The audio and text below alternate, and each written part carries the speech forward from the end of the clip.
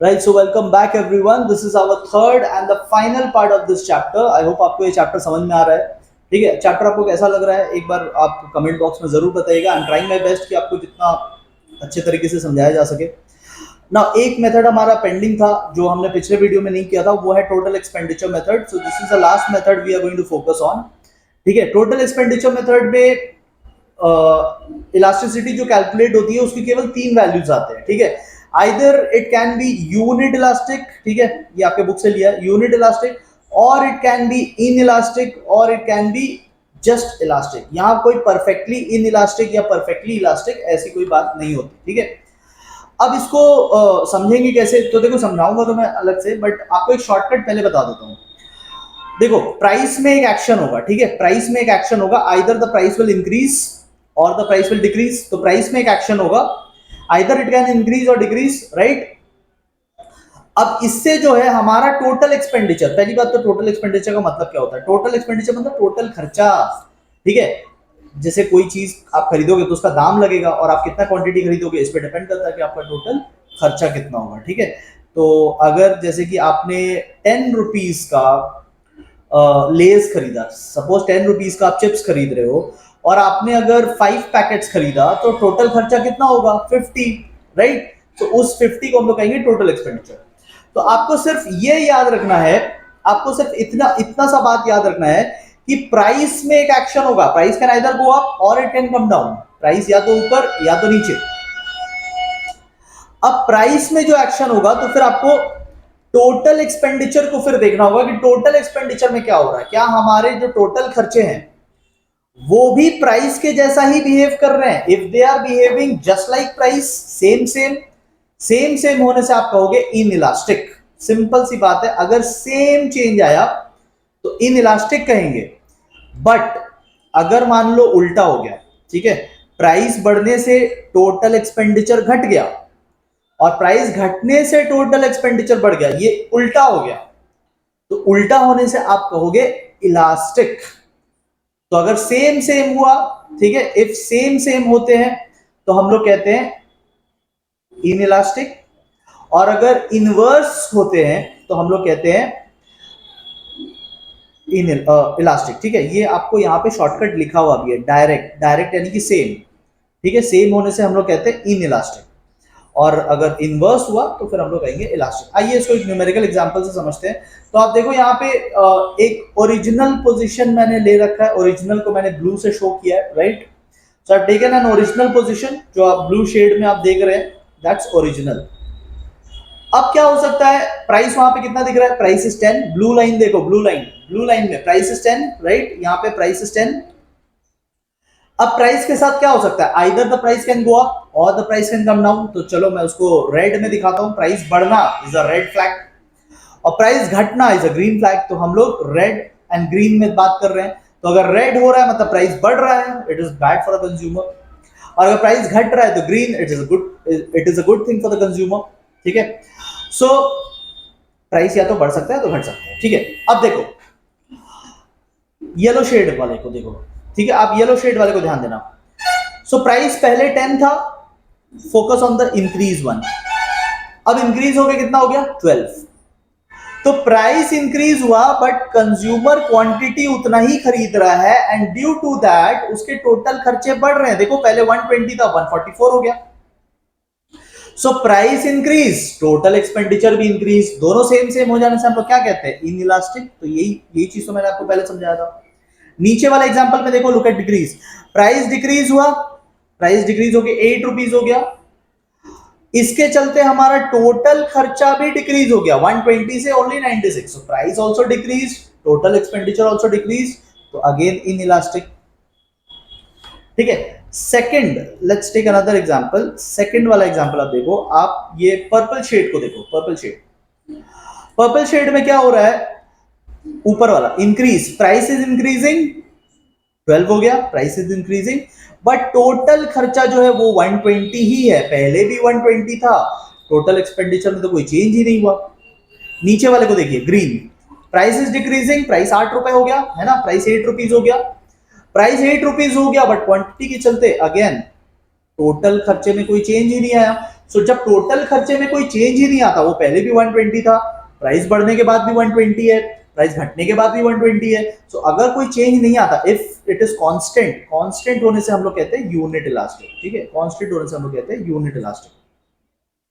और last case, अगर उल्टा डायरेक्शन हो गया, ठीक है, प्राइस इज इंक्रीजिंग 12, 10 से 12, बट टोटल खर्चा इज डिक्रीजिंग, सो उल्टा हो जाने से हम लोग कहते हैं elastic.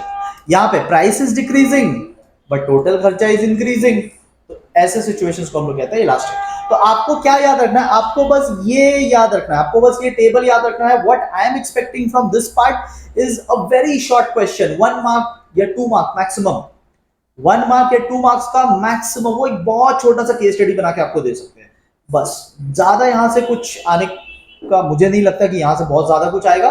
The only thing I am expecting कि वो एक शॉर्ट केस बना के आपको दे सकते हैं, उसका सॉल्यूशन आप ये जो एरो दिखाया ना मैंने, ये वाला पोर्शन से आप उसका सॉल्यूशन कर सकते हैं। तो just need to remember 2 things, price and total expenditure अगर सेम है, यानी दोनों बढ़ रहे हैं या दोनों घट रहे हैं, तो आप इनइलास्टिक कहोगे, ठीक है। प्राइस एंड टोटल एक्सपेंडिचर अगर इनवर्स है, इनवर्स यानी कि उल्टा उल्टा जा रहा है, प्राइस बढ़ रहा है टोटल घट रहा है, प्राइस घट रहा है टोटल बढ़ रहा है, अगर ऐसा हो रहा है तो फिर आप इलास्टिक कहोगे, ठीक है। और अगर टोटल एक्सपेंडिचर कांस्टेंट है, it is not changing with price, तो फिर आप यूनिट कहोगे, ठीक है। तो तीसरा वाला, इफ टीई इज कांस्टेंट तो फिर आप इसे यूनिट कहोगे। तो ये मैंने आपके लिए पूरा समराइज कर दिया। अगर आप बस मेरी ये लास्ट 3 बातें ही खाली याद रखोगे, तो अगर इसमें से कोई शॉर्ट केस आए तो आप समझ सकते हैं, ठीक है, आप इसको कर सकते हैं, ठीक है। जिनको नहीं समझ में आया एक बार वीडियो रिवाइंड करके देख लो, ठीक है। Okay, moving to the next part. ये पार्ट एग्जाम में काफी बार आया है, पास्ट एग्जाम में काफी बार आया है, ठीक है। आपको मेरे नोट्स में बहुत सारे पास्ट एग्जाम के भी सारे क्वेश्चन बैंक मिल जाएंगे, ठीक है। तो फोकस ऑन दिस। हम लोग NE4 समझते हैं क्योंकि इकोनॉमिक्स में 4 से ज्यादा पॉइंट हमें आएगा नहीं, 6 मार्क्स के लिए हमें 4 पॉइंट्स लिखना होता है, एंड ये काफी बार आया है, ठीक है। So what are we going to discuss, we are going to discuss कि प्राइस इलास्टिसिटी किन फैक्टर्स पर डिपेंड करता है। तो कब इलास्टिसिटी ज्यादा होगा, कब इलास्टिसिटी कम होगा। देखो, इलास्टिसिटी ज्यादा तब होगा अगर डिमांड में चेंज आने की एक्सपेक्टेशन ज्यादा है। और इनइलास्टिक कब होगा, इनइलास्टिक तब होता है जब डिमांड में नो या लेस चेंज होगा। तो अगर आपको लगता है कि डिमांड चेंज हो सकता है, if you think that demand can change, तो आप बोलना कि डिमांड विल बी इलास्टिक। अगर आपको लगता है कि डिमांड में कोई ज्यादा फर्क नहीं आने वाला, तो फिर आप कहना डिमांड इज इनइलास्टिक, ठीक है। आइए कुछ फैक्टर्स को डिस्कस करते हैं। नंबर 1 फैक्टर, ये 2012 के एग्जाम में अलग से पूछा था, नेचर ऑफ द कमोडिटी। तो देखो ध्यान से समझना, अगर कमोडिटी नेसेसिटी है, नेसेसिटी मतलब एकदम हमें चाहिए ही चाहिए, तो ऐसे प्रोडक्ट्स की डिमांड जो है इनइलास्टिक रहेंगे, even if the price go up, since वो नेसेसिटी है, दवाई जैसा चीज, मेडिसिन जैसा चीज, तो हमें तब भी खरीदना ही पड़ेगा, चेंज नहीं कर सकते डिमांड को, तो डिमांड इनइलास्टिक रहेगा। बट अगर डिमांड लग्जरी है, कोई कार खरीदने का सोच रहे थे, कार का दाम बढ़ गया, तो ठीक है यार 6 महीने बाद खरीद लेंगे, अभी क्या अर्जेंसी है, ठीक है, ये तो लग्जरी प्रोडक्ट है ना, इसके बिना मर थोड़ी ना जाएंगे, नेसेसिटी थोड़ी है। सो ऐसे प्रोडक्ट्स के डिमांड जो होते हैं वो इलास्टिक रहते हैं, we can change the demand, change हो सकता है तो इलास्टिक, नहीं चेंज हो सकता इनइलास्टिक। अवेलेबिलिटी ऑफ सब्स्टिट्यूट्स, कितने ऑप्शंस हमारे पास अवेलेबल है, more the availability of substitute then more the chances of change, और ज्यादा चेंज होगा तो हम लोग इलास्टिसिटी ग्रेटर बोलते हैं, ठीक है। ओके, नेक्स्ट आता है आप कितना प्रोपोर्शन ऑफ टोटल एक्सपेंडिचर कर रहे हो, मतलब आप अपना कितना बैंक बैलेंस उस चीज के ऊपर खर्च करते हो। If you are buying something which is not costing you too much, जैसे इरेजर खरीद रहे, तो एक इरेजर का कितना प्राइस होता है, इरेजर का 5 रुपीज। सो अपना इनकम का हम लोग लार्ज अमाउंट तो नहीं खर्च कर रहे ना, स्मॉल अमाउंट खर्च कर रहे हैं, तो इरेजर के प्राइस बढ़ जाने से हमें उतना कोई फर्क नहीं पड़ेगा, हम उतना डिमांड चेंज नहीं करेंगे, तो डिमांड विल बी इनइलास्टिक। अगर हम लोग स्मॉल पोर्शन खर्च करते हैं तो डिमांड विल बी इनइलास्टिक। लेकिन आप सोचिए अगर कोई ऐसा चीज जिसमें आप काफी खर्चा करते हो, जैसे घर का राशन, अगर उसमें आप काफी खर्चा करते हैं, काफी लार्ज अमाउंट उसमें लगा रहे हैं, तो उसके प्राइस चेंज होने से आपको बहुत फर्क पड़ जाएगा, in that case you can change your demand. अगर दाम बढ़ेगा तो आप अपना डिमांड हो सकता है चेंज कर लेंगे। फिर इनकम लेवल, कंज्यूमर का इनकम लेवल क्या है, ठीक है, तो अभी कस्टमर की बात हो रही है, तो जो हाई इनकम ग्रुप होते हैं, है ना, सुपर रिच लोग, उनको ज्यादा फर्क नहीं पड़ता, तो उनका डिमांड जो होता है वो जनरली लेसर इलास्टिक होता है, ठीक है, क्योंकि अमीर लोगों को क्या फर्क है, दाम बढ़ गया तो बढ़ गया, उनका क्या है। लेकिन जो लोअर लेवल के लोग हैं, पुअर लेवल के लोग हैं, जो लोग थोड़ा कम कमाते हैं, तो उनको बहुत फर्क पड़ जाएगा दाम चेंज होने से, तो इनका जो डिमांड होता है वो ज्यादा इलास्टिक होता है, ठीक है। पुअर पीपल ये ज्यादा अफेक्ट होता है इलास्टिसिटी से। 4 पॉइंट्स काफी है, ठीक है, आपको 4 पॉइंट आएगा, बट मैं एक और डिस्कस कर देता हूँ। Point number 5, time period. देखो जितना लंबा टाइम पीरियड होगा ना डिमांड चेंज होने के उतने चांसेस है। आज देखिए, आज किस टाइप का फोन डिमांड हो रहा है। क्या 20 इयर्स पहले ऐसे ही फोन्स डिमांड होते थे? नो। तो डिमांड हमारा चेंज हुआ, हमारा डिमांड पैटर्न चेंज हुआ, हमारी फूड की डिमांड चेंज हुई है, हमारे टेक्नोलॉजी को लेकर डिमांड चेंज हुई है। तो जितना लंबा समय होगा ना चेंज, उतना पॉसिबल हो पाएगा। तो लंबे समय में demand is elastic, short term में डिमांड इज इन इलास्टिक। आज और कल में कुछ नहीं बदलने वाला, बट आज और 5 साल में बहुत कुछ बदल सकता है। So more the time period, longer the time period, more will be the elasticity, greater will be the elasticity. ठीक है, तो इस पार्ट को आप कवर करके रखिएगा। 4 पॉइंट्स काफी है, वैसे मैंने 5 डिस्कस कर दिया है। Okay, now we are coming to the last, second last portion of the chapter. अब हम लोग इनकम इलास्टिसिटी की बात करेंगे। तो इलास्टिसिटी क्या होता था? इलास्टिसिटी होता था डिग्री ऑफ चेंज। तो यहाँ पे भी इलास्टिसिटी है डिग्री ऑफ चेंज। इलास्टिसिटी मतलब हाउ मच चेंज। बट पहले हम लोग प्राइस के कॉन्टेक्स्ट में बात करते थे, तो we used to say it is, मतलब price elasticity is degree of change in quantity demanded due to change in price. यहां पे हम लोग बात करेंगे ड्यू टू या in response to change in income of the consumer. तो बस प्राइस की जगह इनकम आ गया है, और इनकम को हम लोग इकोनॉमिक्स में ऑलवेज वाई से डिनोट करते हैं, ठीक है। इनकम को हम लोग वाई से डिनोट करते हैं, इन्वेस्टमेंट को आई से डिनोट किया जाता है, इनकम को वाई से डिनोट करते हैं। तो अगर आप फॉर्मूला देखोगे तो फॉर्मूला बिल्कुल सेम है जो फॉर्मूला हमने वहां पहले पढ़ा था। प्राइस की जगह you can see income, that's it. बाकी conceptually, definition wise, formula wise nothing is different. अब हम लोग देखते हैं कि इनकम इलास्टिसिटी कितने टाइप्स के हो सकते हैं। तो there are 3 types, number 1, number 2 and number 3। There are 3 types, positive, negative and zero. Positive कब बोलते हैं?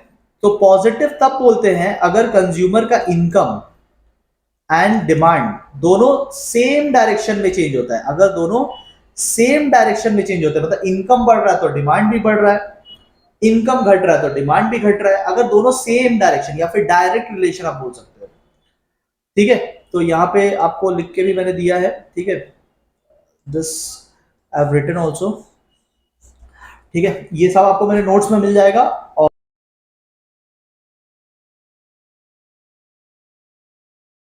तो डायरेक्ट रिलेशन अगर हो, सेम रिलेशन अगर हो, इनकम और डिमांड दोनों बढ़ रहे हैं, इनकम और डिमांड दोनों घट रहे हैं, ऐसे केसेस को हम लोग बोलते हैं पॉजिटिव, ठीक है।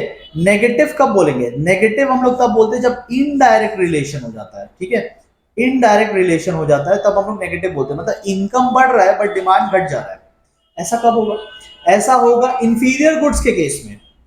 जो कंज्यूमर, वहां लिखा हुआ भी है, लास्ट कॉलम में लिखा हुआ है गुड्स, इंफीरियर गुड्स होना चाहिए, ठीक है। जितना चीज होना चाहिए था सब मैंने आपको यहाँ लाके दे दिया है, ठीक है। आपको बस इसको याद कर लेना। बुक में क्या ना बहुत स्कैटर्ड रहता है। मेरा जो टोटल नोट्स है इकोनॉमिक्स का, दैट इज 100 पेजेस, और आप बुक्स देखोगे तो बुक्स 500 पेजेस के होते हैं, ठीक है। तो काफी स्कैटर्ड होता है। मैंने सबको जो जरूरी है एग्जाम के लिए सबको एक जगह लाके रख दिया है, ठीक है। तो अभी देखो, अगर इनकम बढ़ेगा और अगर मैं गरीब इंसान हूं, मैं अगर इंफीरियर गुड्स कंज्यूम कर रहा हूं और मेरा इनकम बढ़ गया, तो फिर मैं वैसे गुड्स को तो छोड़ दूंगा ना, तो मेरा डिमांड कम हो जाएगा ऐसे गुड्स का। तो ऐसे केसेस को हम लोग नेगेटिव कहते हैं। और लास्ट आता है जीरो। जीरो मतलब जिसको कोई फर्क नहीं पड़ता, मतलब मेरा इनकम बढ़े या मेरा इनकम घटे, डिमांड कांस्टेंट रहेगा। ऐसे गुड्स होते हैं छोटे मोटे गुड्स, इनएक्सपेंसिव गुड्स, ठीक है। यहाँ पे लिखा हुआ है, सब कुछ लिखा हुआ है, इनएक्सपेंसिव गुड्स। जैसे कि वो हो गया, पूजा के टाइम में हम लोग अगरबत्ती दिखाते हैं ना, वो हो गया, मैच बॉक्स हो गया, ऐसी चीजें जो छोटे छोटे प्राइसेस वाली चीज होते हैं, 5 रुपए 10 रुपए वाली चीजें। तो इसमें क्या है, हमारा इनकम बहुत बढ़ जाएगा तो ऐसा नहीं कि हम लोग ज्यादा कंज्यूम करेंगे, और ऐसा नहीं है कि अगर हमारा इनकम घट जाएगा तो हम लोग बहुत कम कंज्यूम करेंगे, ठीक है, we are going to be constant, ठीक है। सो अगर सेम रहा, आप याद रखना, अगर सेम रहा डायरेक्ट रिलेशन तो आप पॉजिटिव बोलेंगे, अगर उल्टा हो गया इनवर्स रिलेशन तो आप नेगेटिव बोलेंगे, और अगर कोई फर्क नहीं पड़ता डिमांड को, इनकम बढ़े या घटे कोई फर्क नहीं पड़ता, तो फिर आप जीरो इलास्टिसिटी कहेंगे, ठीक है। अच्छा, पहले वाले का एग्जांपल है any normal goods, any goods you can think of, AC, television, laptop, phone, कुछ भी। Inferior goods, any goods of poor quality, and inexpensive goods, कुछ भी मान सकते हो, 5 रुपए 10 रुपए वाला कोई भी गुड्स, ओके। पॉजिटिव में आप देखोगे तो 3 अदर कैटेगरीज है, उसमें और बताया था थोड़ा सा। देखो, अगर इनकम, यहां पर मैं ले लेता हूं इनकम और यहां पे demand, if income is changing more and demand is changing थोड़ा सा, देखो दोनों सेम चेंज हुए, दोनों बड़े हैं, बट डिमांड में थोड़ा सा चेंज आया है, तो उसे हम कहेंगे पॉजिटिव। तो कहेंगे पॉजिटिव क्योंकि सेम है, बट पॉजिटिव में भी ये फर्स्ट कैटेगरी, लेस देन 1। अगर इनकम बढ़ा और डिमांड भी उतना ही बढ़ा, दोनों बराबर चेंज हुए, 5% इनकम बढ़ा, 5% डिमांड बढ़ा, दोनों बराबर चेंज हुए हैं, तो हम लोग कहेंगे unit elasticity, unit income elasticity. और अगर इनकम थोड़ा सा बढ़ा है बट डिमांड ज्यादा बढ़ा हो गया, डिमांड ज्यादा चेंज आया है, थोड़ा सा इनकम बढ़ा बट डिमांड बहुत ज्यादा बढ़ गया, इसे हम कहेंगे ये वाला जो है ग्रेटर देन 1, ठीक है। तो आपको 2 मिनट इसमें टाइम बिताना है, जिनके पास नोट्स है आप नोट से पढ़ सकते हैं, अदरवाइज आप स्क्रीन को पॉज करके पढ़ सकते हैं, ठीक है। एंड कवर करो इस पोर्शन को। So now we are coming to the last part of this chapter, and यहाँ पे हम लोग क्रॉस इलास्टिसिटी डिस्कस करेंगे। क्रॉस इलास्टिसिटी देखो, पहले एग्जांपल से समझा देता हूँ, बाद में टेक्निकल पे जाएंगे। क्रॉस इलास्टिसिटी का मतलब होता है, जैसे यहाँ आप टी एंड कॉफी देख सकते हैं, 2 एग्जांपल्स है यहाँ पे, टी एंड कॉफी। तो अगर कॉफी का क्वांटिटी में चेंज, सॉरी टी के क्वांटिटी में चेंज, टी के क्वांटिटी में चेंज अगर प्राइस ऑफ कॉफी से आ रहा है, मतलब कॉफी के प्राइस चेंज हो रहे हैं, लेट्स से कॉफी महंगा हो रहा है, अगर कॉफी महंगा होगा, कॉफी की प्राइसेस बढ़ेगी, तो कॉफी वाले आ जाएंगे चाय पीने, चाय की क्वांटिटी बढ़ जाएगी। So if price of one product is affecting demand of another product, इसे हम क्रॉस रिलेशन कहते थे, ठीक है, चैप्टर नंबर 2 में हमने पढ़ा है, और डिमांड वाले चैप्टर में हमने पढ़ा है, ठीक है, this is called cross demand. तो when degree of change in one product, quantity of one product depends upon price of another product, इसको मेजर करता है cross elasticity of demand. Cross elasticity of demand measures degree of change, how much change या percentage change, degree of change, how much change या percentage change in demand of one commodity due to change in price of another commodity, ठीक है। Same यहां पे भी हो सकता है, how much change will come in quantity of coffee if there is change in price of tea. ये देखो क्रॉस बन गया ना। तो क्रॉस इलास्टिसिटी हमेशा डिग्री ऑफ चेंज मेजर करेगा एक प्रोडक्ट का with respect to price of another product. तो यहां पे अगेन फॉर्मूला वाइज आप देखोगे अगेन सेम है, बट यहां पे एक डिफरेंस है केवल, क्वांटिटी अगर आपने एक्स का लिया है तो प्राइस आपको वाई का लेना होगा, प्राइस आपको वाई का लेना होगा, क्वांटिटी आपको एक्स का लेना होगा। तो क्वांटिटी एक प्रोडक्ट का, प्राइस अलग प्रोडक्ट का। अब यहां पे 3 टाइप की इलास्टिसिटी आती है, positive again, negative again and zero again. तो पिछले वाले में भी पॉजिटिव नेगेटिव जीरो था, यहाँ पे भी पॉजिटिव नेगेटिव जीरो है, and the meaning is still the same. अगर सेम रिलेशन हो गया, मतलब एक प्रोडक्ट का प्राइस बढ़ा, दूसरे प्रोडक्ट का क्वांटिटी बढ़ा, सेम। एक प्रोडक्ट का डिमांड प्राइस घटा, दूसरे प्रोडक्ट का डिमांड घटा, दोनों सेम, प्राइस घटा डिमांड घटा। तो ऐसे रिलेशन कहाँ होते हैं? ऐसे रिलेशन होते हैं सब्स्टिट्यूट्स के केस में। टी एंड कॉफी के केस में कॉफी का दाम बढ़ेगा तो चाय पीने लोग ज्यादा आ जाएंगे, कॉफी सस्ता होगा तो चाय का डिमांड कम हो जाएगा। तो this is called cross elasticity, positive वाला। अगर इनवर्स रिलेशन होता है तो हम लोग कहते हैं नेगेटिव। ऐसा कहाँ होता है? कॉम्प्लीमेंट्री गुड्स के केस में, जैसे कार एंड पेट्रोल। अगर कार महंगा हुआ तो लोग कार नहीं खरीदेंगे, कार नहीं खरीदेंगे तो पेट्रोल का डिमांड गिर जाएगा। सो कार का प्राइस गॉन अप, पेट्रोल का डिमांड कम हो जाएगा। इनवर्स रिलेशन जब होता है तो इसे हम कहते हैं negative. And if the goods are not related तो फिर आता है जीरो इलास्टिसिटी। मतलब जैसे कोई भी 2 गुड्स, कपड़ा और बुक्स, तो बुक्स महंगा हो गया तो कपड़ा और बुक्स का कोई रिलेशन है क्या? कपड़ा बुक्स पे डिपेंडेंट है क्या? नो। तो ऐसे रिलेशन को हम लोग कहेंगे जीरो इलास्टिसिटी, ठीक है। So this was the chapter on elasticity. I hope आपको समझ में आया है, ठीक है, and we will meet very soon with the next chapter. Thank you so much everyone.